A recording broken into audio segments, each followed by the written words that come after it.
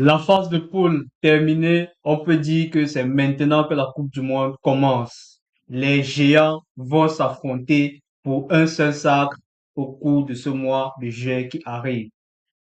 Les amis, si tu es nouveau, n'hésite pas, abonne-toi, tu likes, tu commentes, tu partages, tu bosses la vidéo. Maintenant, on fera un petit briefing du tirage au sort des rencontres des 16e de finale.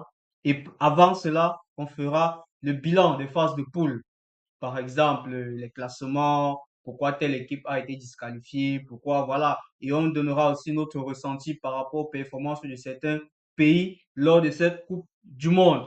Sans plus tarder, les amis, comme je dis, on like, on bosse, on partage, on donne son avis dans les commentaires. Directement, nous allons commencer par la poule A, comme vous le voyez à l'écran. La poule A qui était constituée du Mexique, Afrique du Sud, Corée du Sud et la République tchèque. Alors, euh, pour cette poule, je pense que l'équipe qui a le plus déçu dans cette poule, c'est la Corée du Sud. Connaissant son parcours dans la zone Asie, sincèrement, c'est un échec pour eux. Je pense que c'est un échec. Avec 3 points, malheureusement, ils ont été éliminés.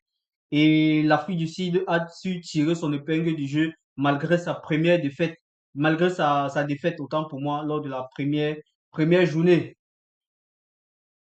Et par la suite, nous avons la poule B, le groupe B qui était constitué du Canada, de la Bosnie-Herzégovine, le Qatar et la Suisse. La Suisse s'en est tirée avec 7 points et le Canada s'ensuit le Canada avec 4 points et la Bosnie-Herzégovine 4 points. Justement, moi, lors de mes pronostics d'avant Coupe du Monde, je m'étais dit la Bosnie-Herzégovine ne peut pas se permettre d'éliminer l'Italie et ne pas faire quelque chose d'intéressant dans cette poule. Donc, pour moi, c'est tout à fait logique que la Bosnie soit qualifiée pour le prochain tour, même si c'est maintenant que la Coupe du Monde va vraiment débuter. La Suisse et le Canada qui était à domicile, voilà, qui a fait son match ou bien qui a fait ce qu'il fallait pour être qualifié.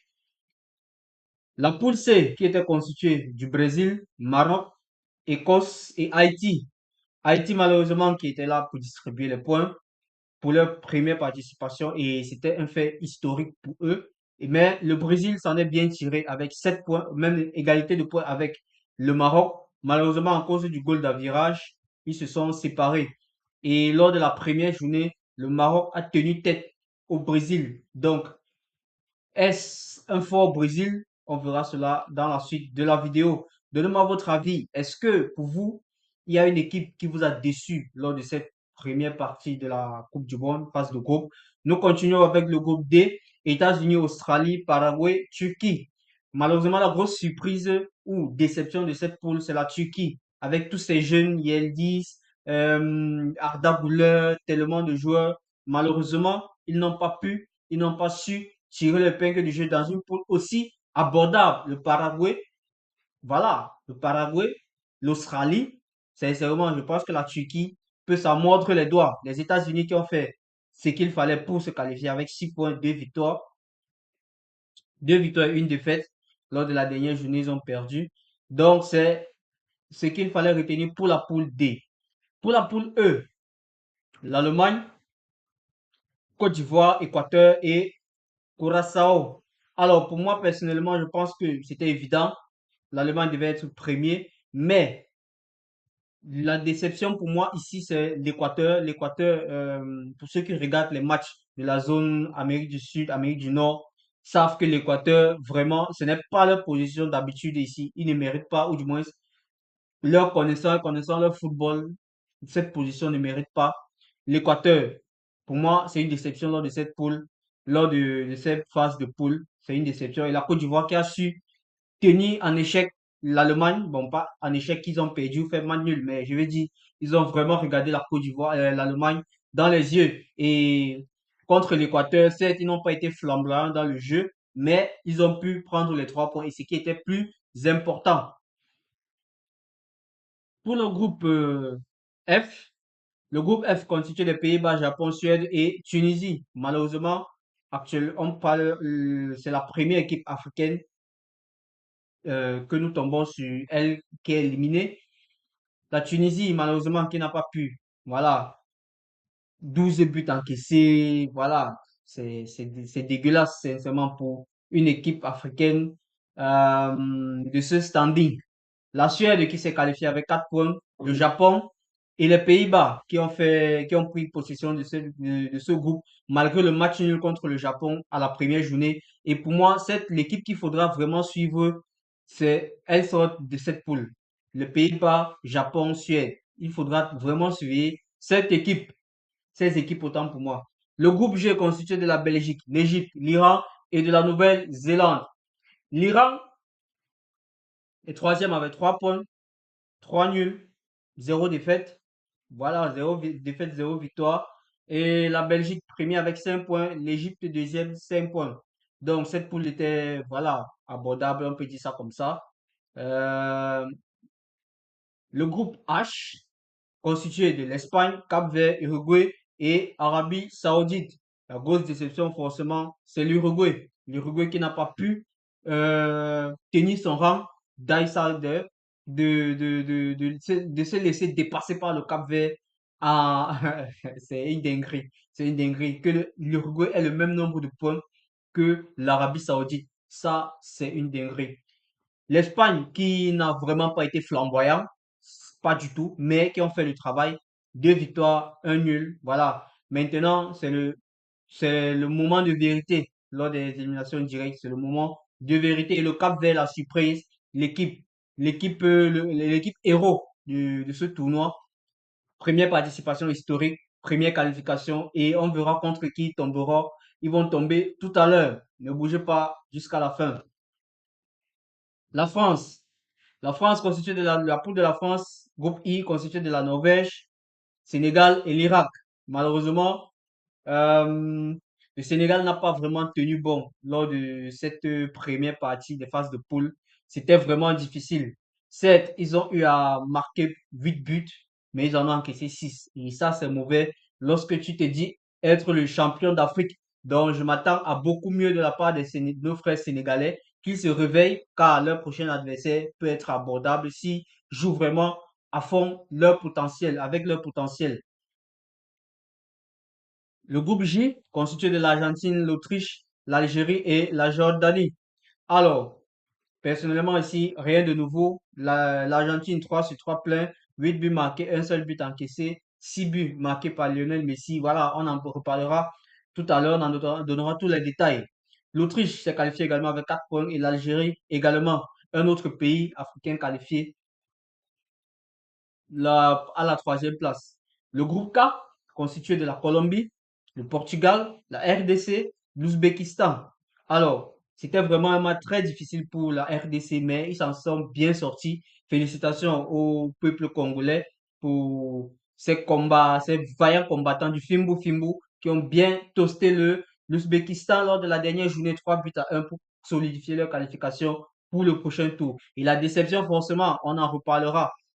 Beaucoup disent que actuellement le Portugal, la France, l'Espagne sont du côté difficile, mais sauf que c'est parce que par exemple le Portugal s'est permis de faire match nul contre la Colombie. Si le Portugal avait gagné la Colombie, il ne devait pas se retrouver du côté de l'Espagne ou de... Bref, on en reparlera dans cette vidéo. L'Angleterre, l'Angleterre, la Croatie, le Ghana, le Panama, évident, tous les 3 premiers sont qualifiés. L'Angleterre, certes, pas flamboyant dans le jeu, mais qui ont su faire le travail pour se qualifier pour le prochain tour. Et voilà le classement final de tous les troisièmes, les meilleurs troisièmes de chaque poule. Le- la RDC est le premier des meilleurs troisièmes, la Suède deuxième, l'Équateur troisième, le Ghana, la Bosnie-Herzégovine, l'Algérie, le Paraguay, le Sénégal et l'Iran s'est fait éliminer juste à cause du goal d'avirage. Et encore heureux pour les Sénégalais, car s'ils avaient levé le pied lors de la dernière journée, ils devaient s'en mordre tellement les doigts. Alors, maintenant, qui a la meilleure note selon notre site actuellement lors des derniers matchs? Voilà, les 3 premiers, Erling Haaland, 9,11, Kylian Mbappé, 8,99 et Lionel Messi, 8,67. Meilleur buteur, Lionel Messi, 6 buts, Kylian Mbappé suivi de 4 buts et Ousmane Dembélé, 4 buts. Passe décisif, meilleur passeur, Michael Olise, Bruno Guimaraes et Isaac sont les meilleurs buteurs. Et là, on a un bonus encore en surplus. Le meilleur buteur all-time de la Coupe du Monde, Lionel Messi avec 19 buts, suivi de Klose. Il a décidé de passer Klose juste derrière. Ainsi de suite, ainsi de suite. Maintenant, sans plus tarder, nous allons passer à notre estimation, notre pronostic pour le prochain tour, pour le prochain tour. Alors, Allemagne, Paraguay, c'est évident. On peut dire que l'Allemagne fera le travail. France, Suède, je pense que beaucoup minimisent la Suède, mais voilà, la France passera tranquille. Il n'y aura pas de problème à se faire du côté de la France. L'Afrique du Sud, Canada, je pense que l'Afrique du Sud peut créer la surprise encore ici, parce que le Canada s'est qualifié, mais c'est vraiment poussif. Pour moi, c'est vraiment poussif. Je vois l'Afrique du Sud les amener au tir au but et faire le travail au tir au but avec en plus un bon gardien comme Williams. Pour moi, l'Afrique du Sud fera le travail. Pays-Bas, Maroc. Pour moi, je l'avais fait une vidéo, je disais, pour moi, le Maroc floppera cette Coupe du Monde. Du moins, ils ne feront pas mieux que la dernière fois. Ça veut dire ils n'auront pas en demi-finale. Et pour moi, je vois les Pays-Bas faire le travail contre le Maroc. Portugal, Croatie, je vois le Portugal difficilement se qualifier. Et Espagne, Australie, je vois l'Espagne largement se qualifier, malheureusement pour eux. États-Unis, Bosnie-Herzégovine. Je vois la Bosnie passer ici. Bon, oui, beaucoup de bookmakers disent que voilà, les États-Unis ont bien joué et tout, mais moi, je vois la Bosnie créer encore la surprise. Belgique et Sénégal. Je vois le Sénégal passer simplement parce que le Sénégal a une revanche à prendre avec son peuple. Donc, ils feront tout pour pouvoir sortir la Belgique. De l'autre côté, alors, comme on peut le constater ici, beaucoup de personnes se sont plaintes que l'Espagne, le Portugal, l'Espagne, la France, l'Allemagne sont tous d'un même côté, alors que l'Argentine, pardon, se retrouve de l'autre côté. Mais ce n'est pas la faute de l'Argentine ou encore moins de la FIFA. Si, par exemple, le Portugal sortait premier de sa poule, il devait se retrouver de ce côté. Donc, rien à voir avec le, le favoritisme ou bien le complot. Arrêtez de toujours crier au complot chaque temps, chaque fois que peut-être quelque chose ne marche pas comme vous voulez. Le Portugal a été incapable de battre la Colombie pour se retrouver de l'autre côté. Et quand j'écoute même les gens dire que l'autre côté est abordable, j'en ris. Le Brésil, il est abordable? Question. La Norvège, ils sont abordables? Question. L'Angleterre, est-ce que ce sont des enfants de cœur? La Colombie qui vient de faire match nul, qui a empêché le Portugal d'être qualifié, d'être premier de leur poule.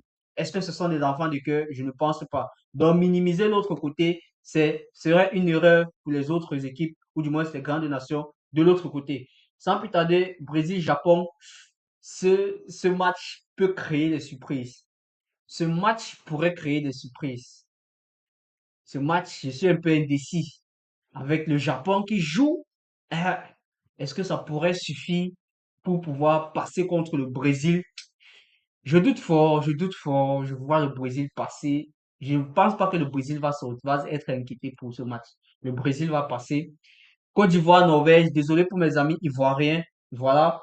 Je pense que ils sont déjà entrés dans l'histoire. Mais contre la Norvège, je vois la Norvège passer difficilement, mais à cause de la fraîcheur de la Norvège, car ils l'ont fait tourner lors du match contre la France. Donc pour moi, je vois la Norvège se qualifier. Mexique, Équateur, je vois l'Équateur se qualifier. Même si l'Équateur a été meilleur troisième, cela ne veut rien dire du tout. Angleterre, RDC, voilà, je vois l'Angleterre faire le job tranquillement. L'Argentine, Cap-Vert. Oui, voilà les matchs comme ça qu'il faut faire très attention. L'Argentine pourrait venir un peu comme en 2022 contre le Qatar, contre l'Arabie Saoudite, là, pour moi, et se mettre dans ces grands chevaux. Et ça pourrait leur caler au trou. Donc pour moi, je vois l'Argentine passer. Mais car ils sont très très sérieux, ils ne prennent plus rien à la légère. Ils sont très très concentrés. J'aime beaucoup cette équipe d'Argentine. Australie-Égypte. Je vois l'Égypte faire le boulot. Je vois l'Égypte faire le boulot. Et Suisse, Algérie. Ouais, je vois l'Algérie se qualifier, hein. Ouais, pour moi, je vois l'Algérie se qualifier. Je sais pas pour vous, mais donnez-moi votre avis dans les commentaires. Je vois l'Algérie pleinement faire le travail contre la Suisse, car la Suisse n'est pas tellement flamboyante que ça. Je vois l'Algérie se qualifier. Et Colombie-Ghana, voilà, je vois la Colombie faire le travail. Donc, voilà pour moi mon tirage pour les quarts de finale, pour les 16e de finale de la Coupe du Monde. Maintenant, nul n'a la science infuse, je pourrais me tromper, ce n'est qu'un match de football. Voilà, donnez vos avis dans les commentaires, on discute, on se retrouve forcément après pour en faire le bilan, ce qui est sûr, je vais la sauvegarder, je vais, je vais la sauvegarder et on repartira de là pour voir ce qu'on a raté et ce qu'il fallait, ce qu'on a trouvé de bien. Maintenant, ce que je peux dire, c'est que dans mon classement, je retrouve deux pays africains qualifiés pour les huitièmes, euh, deux pays encore. Donc, on pourrait se retrouver avec quatre pays africains au prochain tour. Ça, c'est mon tirage, c'est mon pronostic. Donnez vos pronostics dans les commentaires. Voilà, c'est la fin de la vidéo des chocs des titans, les chocs des géants commence maintenant. Donc, abonne-toi, tu likes, tu partages et tu donnes ton avis dans les commentaires. Ciao, ciao. Prenez soin de vous. La paix sur vous.